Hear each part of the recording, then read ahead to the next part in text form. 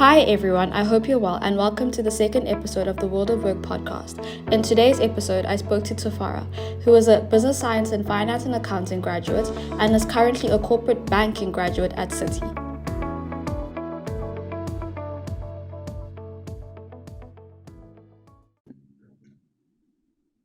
Hi Tafara, Hey, Siri, how's it going? how's it going? Okay, so Tafara did business science, finance and accounting at UCT, and at his time there, he was a InvestSoc member, a ABSIP member, and a BMF member. He was also a finance tutor. And then, as of the beginning of this year, he is now a corporate and an investment banking graduate at Citi. How's it going? How's it Exciting. been? Yeah, man, it's been busy. It's very different from the academic space, I must say. Kind of like how at uni, it's kind of like you focus on yourself, you do your thing, and no one's going to chase after you. So that carries over to the working space, from what I've noticed. Um, but I think it's really a sink or swim situation where, like, if you don't ask, then you're not going to get helped. If you don't have a thirst to know more, then you're not going to know more. So, and look, I must have a like full disclaimer. I've only been working for like 2 months, so you take what I say with a pinch of salt. I think I'm talking from a place of just now starting to experience this stuff. Um, I'm not talking from this from the point of view of someone who's been in the game for a bit. So take what I say with a pinch of salt. But I think it's been great. It's been really fun. It's been fun to learn a lot. And you find that you do a lot of learning. Just very tough. Big adjustment and having to change your frame of mind around a lot of things has been a challenge.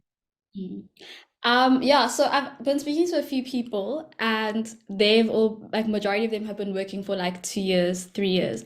And the reason why I reached out to you was because I know that a lot of people are graduating this year and are going to be working next year. So I feel like there's still that relatability, whereas like if you like 3 years, 4 years into the working world, you don't really remember that much of like your graduate program.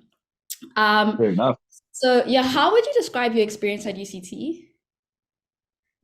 Yeah, man, UCT is known for how hard it pushes its students, eh? So I think yeah, the experience was I'll put it like this, right? As difficult as the experience was at UCT, I feel like it definitely prepared me for what came next. I I've had many days where I was in my room, like stressing. I'm incredibly angry, frustrated at the fact that I feel like no one's helping me at UCT. The lecturers have given me stuff.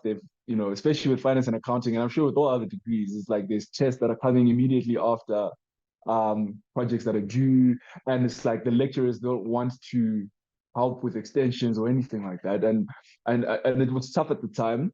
I still look back on it and shake my head like, damn, that was rough, man. But I must say, like, it definitely prepared me for the working world where, like, dude, no one cares. No one cares that you're tired. If they want something done by Friday and it's Thursday night and they want you to deliver by Friday afternoon, you're gonna deliver by Friday afternoon, and that's just what it is. So, yeah, like it was tough. The UCT experience was tough, man. Like I said earlier, they're very well known for how hard they push their students, but in hindsight, it definitely did prepare me for what came next. And what would you say? So, okay, so now you are in investment banking. Firstly, what made you decide to go into investment banking, especially because you had so many options? You could have gone the CA route, you could have gone into consulting. What made you decide, okay, I actually want to go into investment banking? Sure. Hey man, look, I have to thank God. No, honestly, like Jesus came through for me because there was a time in my university career where I was just like lost. I didn't really know what I wanted to do. And even now, like I say this, but even now, I'm still a bit like unsure. But I think it's perfectly okay to be unsure, right? But I think in terms of why I wanted to go in, I I leveraged off a lot of connections that I had through UCT, right? Through InvestSoc, through BMF, through ABSIP. A lot of the people that I spoke with, just in passing, Perhaps there was an APSIC event and there were some alumni there or people that were in their final year at the time that were there who were already looking to apply for work. I kind of just went and spoke with them, nothing deep, just asked them how the event was going, and the conversation kind of progressed into what they were thinking of doing after graduating, right? And investment banking was one of the things that came up. Consulting was one of the things that came up. Of course, the CA route was one of the things that came up given what I'm studying or what I studied. And yeah, I think it was purely through conversations with people, man. And I feel like God really led me to speaking to the right people to get the right kind of insight, like honest insight, especially from people who had done internships. Mm. Um, and that really gave me good insight into what to expect and kind of helped me frame my mind around why I wanted to go in, what it was that I wanted to do in the space. And for clarity, it's Citi's got like this, they call it the BCMA, what would you call it? Like BCMA segment of sorts. So banking, capital markets, and advisory. And then in the banking, capital markets, and advisory, you've got the corporate and investment banking. So I'm part of the corporate banking team. And I think again, just talking to people, it really helped frame my mindset around what investment banking was. Especially because I hadn't really heard of what this thing was until my third year. So it really helped frame my mindset around it. And now to answer your question, sorry for taking time to frame the context, but to answer your question, I personally feel like and I've really gotten a chance to see it now that I'm in the space. Banking plays such an integral role in any economy, right? You've got to think about the fact that as a bank, you are dealing with a whole bunch of corporate clients, and Citi in South Africa specifically deals with a lot of corporate clients. But of course, if you look at some of the local banks like FNB and Standard Bank, it's corporate clients, and they also have, like everyday consumers like you and myself. And ultimately, it's the bank that secures people's finances, but also gives people capacity to dream, right? If you're talking about someone who's looking to get a home loan, that's money that's being pumped into the economy. If you're talking about a company that wants to acquire another company and wants to look for a loan to do that, that's money that's being pumped into the economy, right? And it's also done in a way that, yes, of course, makes other people richer, but it also makes society richer for it. Jobs are created as a result of these mergers and acquisitions and advisory services that banks offer. Companies and jobs are protected because banks are helping them hedge against all the risks of an economy, right? And I think personally, when I wanted to go into the space, that was where my frame of mind was. I was thinking about being a part of the system that essentially propels, also protects economic growth. And in a country like South Africa, where there's just a lot going on at the moment, there's a lot of uncertainty Yeah. around the political space, the economic space, the social space.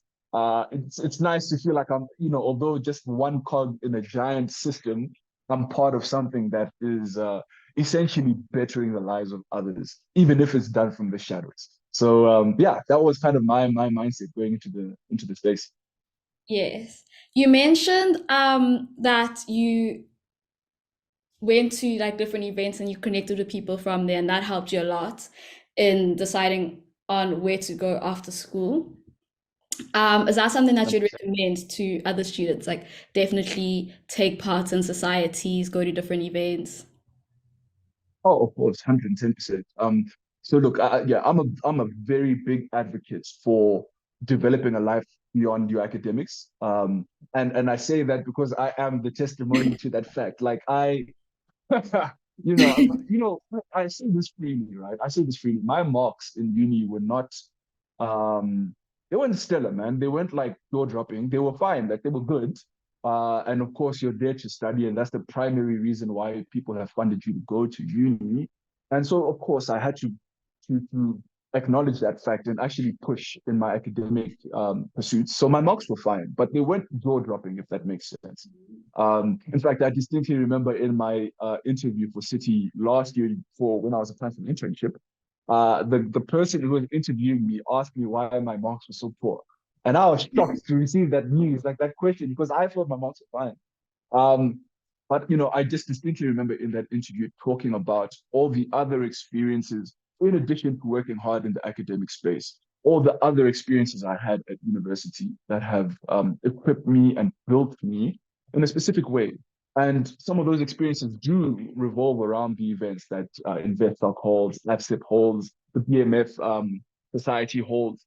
But even over and above that, I think just plugging into different things that interest you. So, a friend of mine, Karabo Malasheha, he founded Asplumeni, a non-profit organization that seeks to go into schools and teach young boys about gender-based violence. And I was part of his Wow. organization as a volunteer.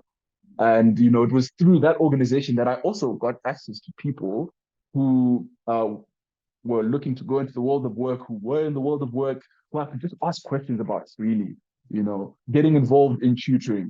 Again, someone that I know who also helped me in terms of just preparing for interviews and and helping me kind of set up. In fact, two people, Sizo and Mwezi, two friends of mine, they admitted to us many and through tutoring, for the finance department and stuff like that. So there's no shortage of opportunities, and I think it would be such a pity for someone to leave the university having only talked about their academic achievements and academic pursuits and have nothing more to offer beyond that. So I'm a very, very big advocate for pursuing stuff that is beyond the academics. Of course, keeping academics is the first thing, but Yes. definitely not the only thing. Okay. Okay, so you were a subwarden, a finance tutor, members of all these different societies. How did you have like a balance between like work and life, like school and life? Did you manage to still like socialize and do things outside of like your career? I was a hermit. No, I'm kidding. I'm kidding. No, no, no. I'm just joking.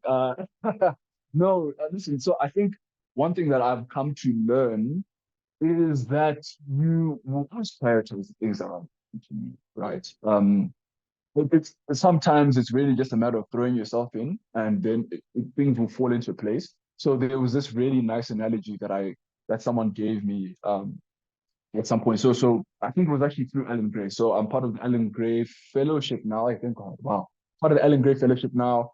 And someone in the Orbis Foundation, whilst I was still a candidate fellow, gave me this analogy. She said, think about your time like a jar, right?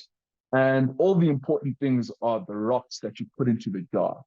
And then everything else that's peripheral to that is sand that you fill the jar with, right? And of course, once the rocks are in place, the sand will find a way to fit around the rocks. And so um, that's kind of how I treat my time, how I treat my life now. It's kind of just thinking about the things that I prioritize. So my relationships with my friends, my time with God, serving at church, obviously the academics, given the context of this discussion today, all the other stuff like my subwarden gigs, or rather my subwarden work. Those were the things that I deemed important to me. And so, of course, with a nice giant calendar on my wall, I would make sure that I put those things in first. And then, of course, everything else filter around that, like the society events like and such other things like going to play basketball with my rares and all that other good stuff.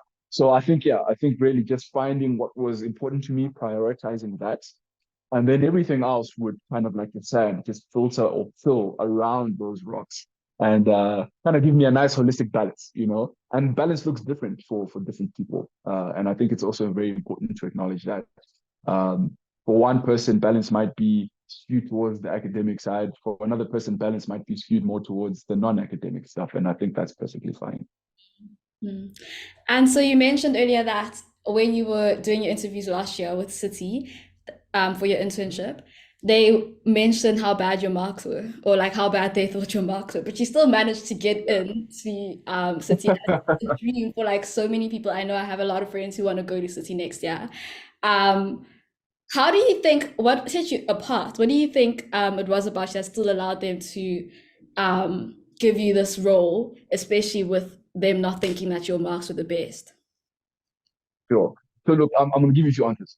Honest answer, I personally don't feel like there's anything, uh, you know, jaw-dropping about me as a person. I'm pretty, I'm like everybody else. I've got my hobbies, I've got my interests. I personally believe it was really just the work of God. Like he Yeah. directed me, he made me have the conversations with people I needed to have conversations with, and and that's how things took off. And perhaps there was a lot of favor in that regard. But then the other answer that I'll give you. again, just going back to this idea that you are more than your transcripts, right?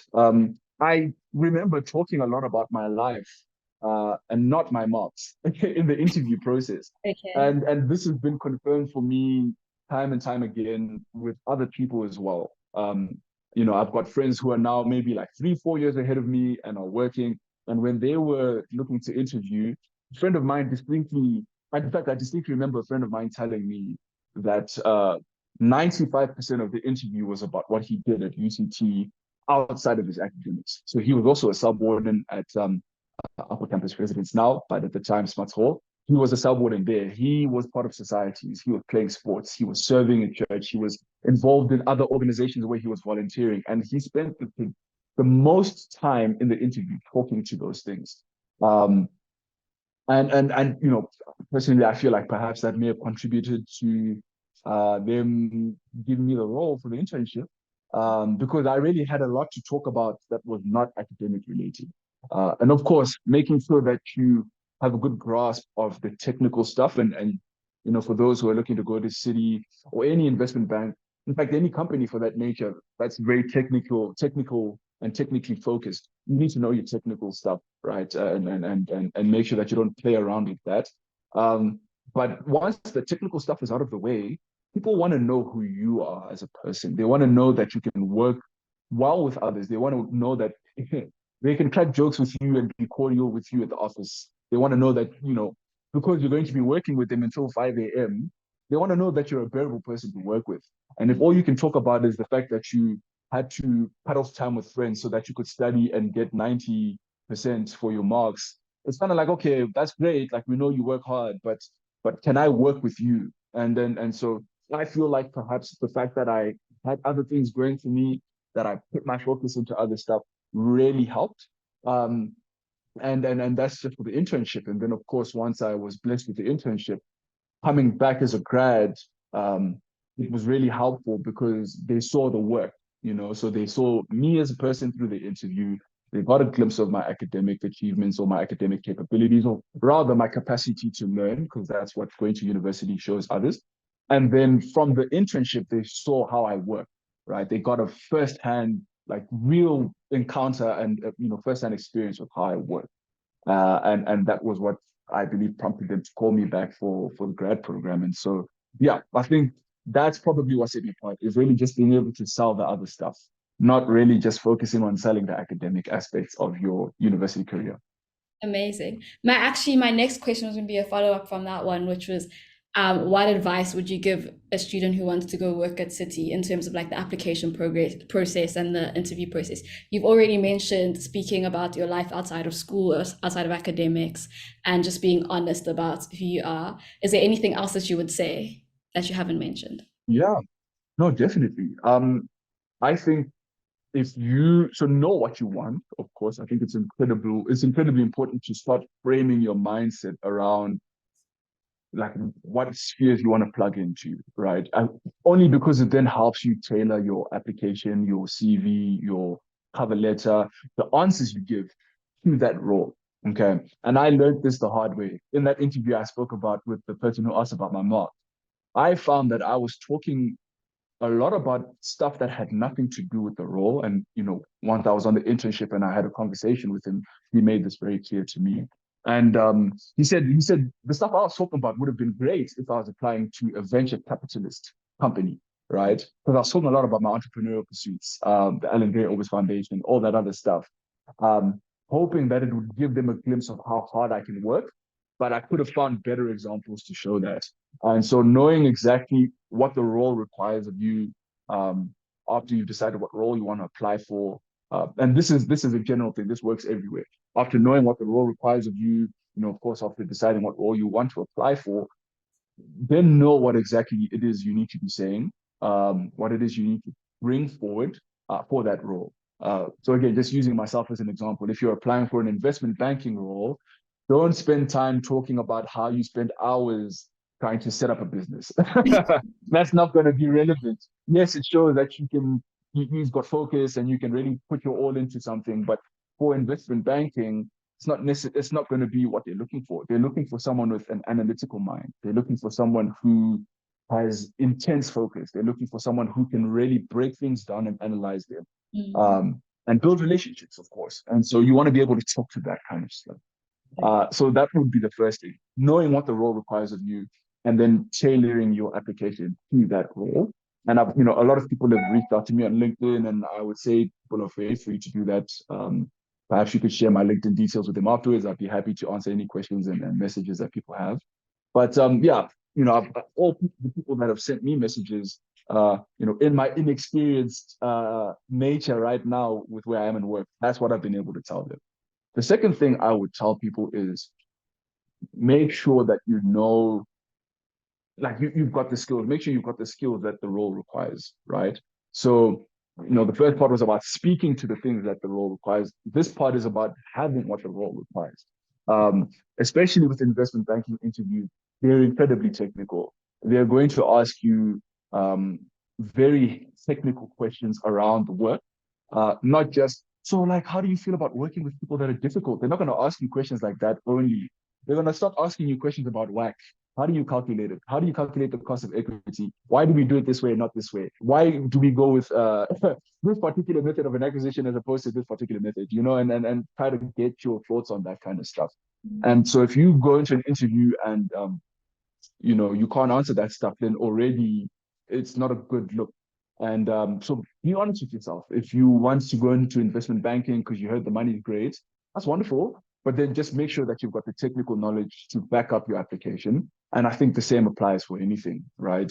I'm not going to go and apply to be a doctor at Netcare when I have no medical knowledge whatsoever. I'm Yeah. just going to waste the interviewer's time. So make sure that you've got the technical knowledge. And then I think the third thing and final thing for me for advice would be to, and it feels counterintuitive, but just like be patient with yourself and understand that there's not a lot that you know. And I say counterintuitive because I previously just mentioned knowing stuff, but this is more really around being patient with yourself because there isn't a lot that you know. I remember interviewing for another bank, and the person in the interview, one person on the panel, kind of said to me, you know, what is it you feel you're going to bring to the team, understanding the fact that if you walk into a room, at best, you're going to keep the average intellect the same, but it's probably going to drop. And then I had to kind of really sit and think about what it is I'm going to be able to offer because he's right. There's not a lot I know from a hands-on experienced technical perspective. I just know what I've learned in school, which by the way, you won't see a lot of when you work. Or it will help frame your mind around certain things, but you're not going to be dealing with the stuff that you did in school exactly as it was in the world of work, right? And so yeah, just really being patient with yourself. You might apply to something, it might not go the way you want it to go, but that doesn't necessarily mean that you don't have anything to offer. It just means that perhaps you didn't have anything to offer there. But that doesn't discount all the other places that you're thinking of applying to. Someone actually went on Instagram and put this like a video kind of thing. It was like a meme. And it was pretty much like you were just saying, I've sent in my CV, I got through to the final round of interviews and I didn't get the job. The win is a win. Like a win is a win, bro. A win is a win. It actually shows the fact that your CV has got something worth like looking into. And so yeah, just being patient with yourself around that. And of course, having the patience to ask for guidance. I asked for help, with these guys that I've mentioned that have gone ahead of me and are already working at some of these really cool places. I went to them and I said, guys, here's my CV. What do you think? Like, I'm trying to get into where you at right now. Here's my CV. Could you please give me some pointers? I would really love to know what the thoughts are so that I can tailor my CV to the role. Because, you have to be honest with yourself and understand that there are certain things you may not understand. Um, and so, yeah, I really, those three things, right? Knowing what the role requires of you and then shaping your responses and your approach in that regard. Then, of course, knowing the technical stuff that comes with whatever role you're applying for. And thirdly, just having the patience to learn and grow yourself, understanding that you don't know much, but there's a lot to learn. Amazing. Can you take us through a day in your life right now? how does that look? What does your job entail? What do you do? So people who will be going to, let's say, Citi next year or corporate and investment banking, what can they expect? Like, what is it actually? Sure. So I'm going to preface this by saying there are also there's a lot of good resources on YouTube around this particular question, and so take what I say, but also read like watch those videos. Like, people make them very entertaining, and they can talk to it from a like they've got time behind them to talk to the experience. But from a grad's point of view, for me, I try to get into the office before everybody else. It's in my mind, I believe it's a good look. People are going to be able to see me as soon as they enter the office. I'm one of the first faces they see, so they think I'm working. So I try to get into the office before everybody else. So for me, that looks like maybe getting in at like 8:30, 8:15, 8 o'clock on good days. Of course, prior to that, I'll try to go to the gym. So, and funny enough, I was never a morning person, but the job made me, like, it forced me to become a morning person. So, like, I try to go to the gym. I'll wake up at maybe like 5:30, head to the gym, do my stuff, and then either walk to the office if the gym I've gone to is close, or catch the train bus to the office. To try and be in by 8:30 or so, or by 8:15. Um, and then I'm kind of just there now. I've probably got stuff from the day before that I want to try and just come out. I'm reading my emails, and then I'm starting to open up my Internet Explorer tabs. I've got like 100 tabs open for something for one project. I've got Microsoft Excel open. I've got Microsoft Word open. I've got PowerPoint open, and I'm just trying to run between maybe two or three projects synonymously, so that I can meet my deliverables, get the stuff out to people in good time. And so, yeah, that's why I find getting into the office was also quite helpful, quite early, just because then you've got time to frame your mind around what it is you need to do.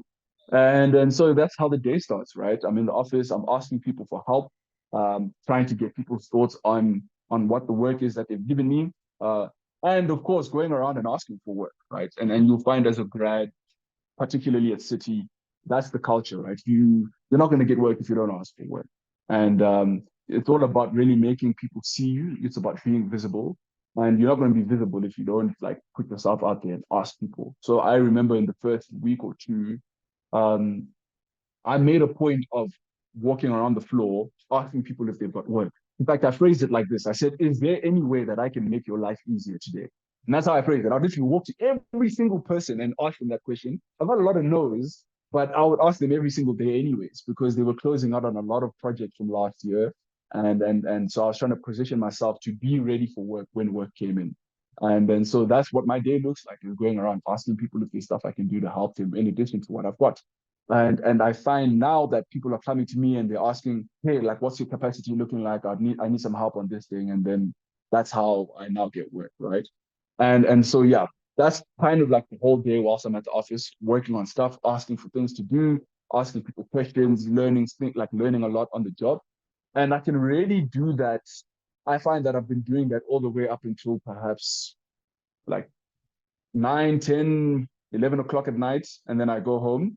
And then if the work is pressing, then I log into my computer. They gave me a work laptop, thank God. I log into my work laptop at home, and then I start working from home until maybe like 1, 2 a.m. on busy days.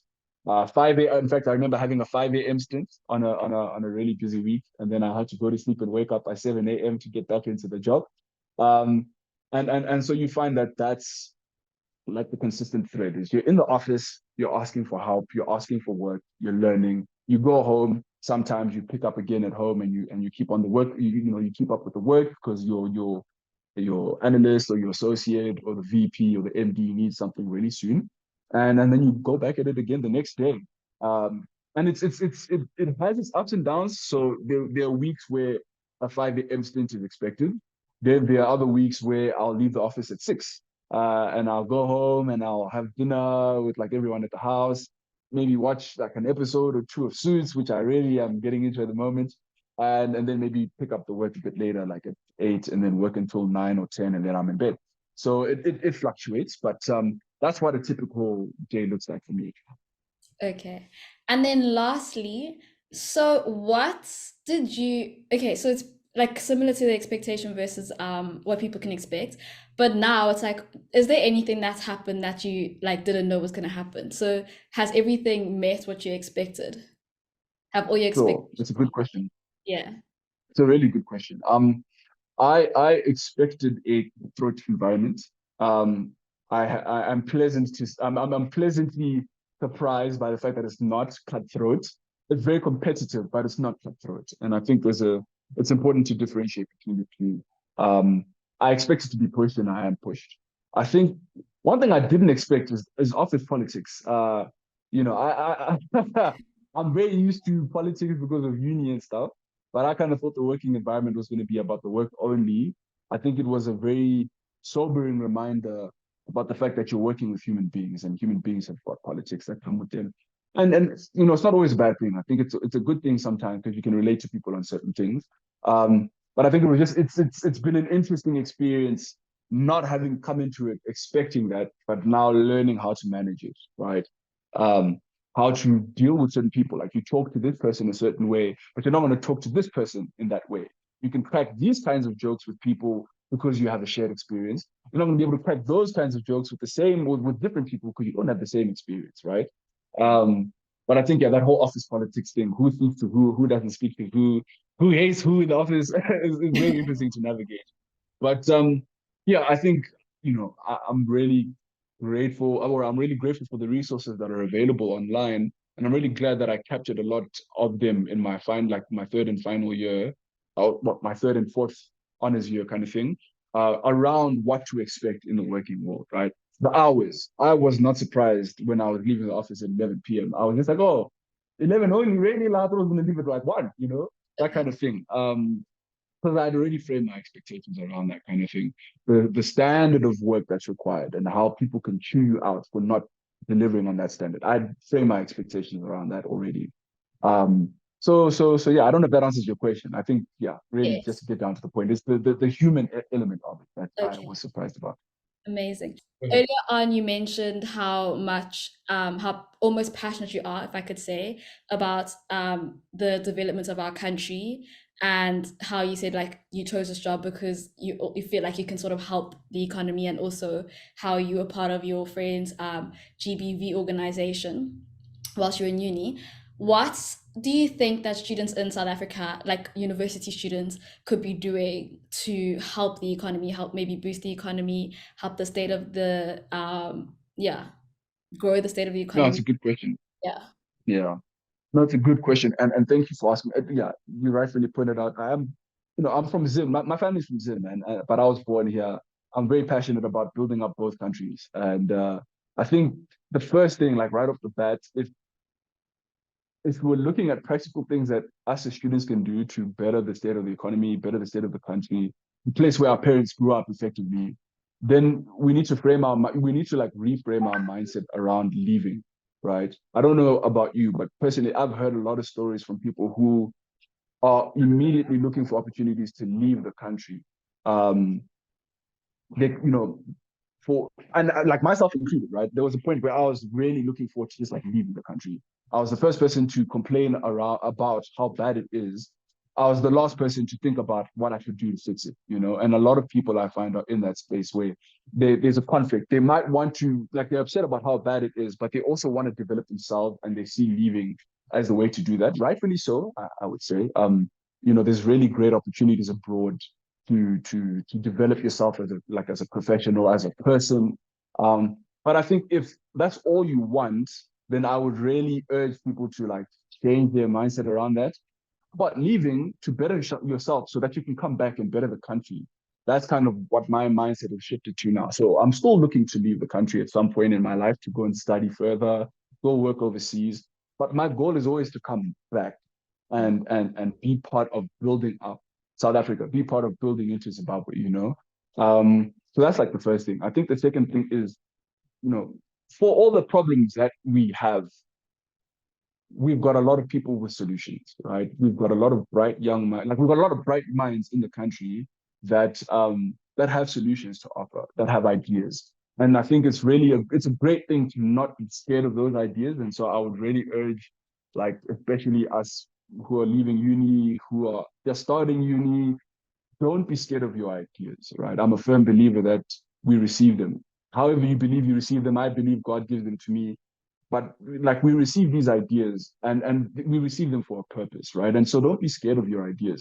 Don't be scared to put yourself out there with your ideas to try and develop them, try see where they go. Um, you only like the worst that could happen is that you fail, and you learn from the failure, right? And so yeah, I think those two things for me from a practical standpoint. Don't like frame your mindset around leaving the country. Are you leaving because you don't want anything to do with it, yet you're complaining about how it is? Or are you leaving because you want to better yourself and come back and better the country? And then, of course, if you've got ideas, don't be scared about them. We've got places like InvestSoc where you can network. You've got other panels that you can plug into to develop your ideas further. And so look into that kind of stuff. Yeah, short and sweet. That's where I need it. Okay. Wow. Thank you so much, Tafara, for taking the time out of your day to speak to us and to speak to me. I really, really, really do appreciate it, and I really believe that everyone who's listening to this, including myself, is going to learn something, and that's really going to help all of our careers.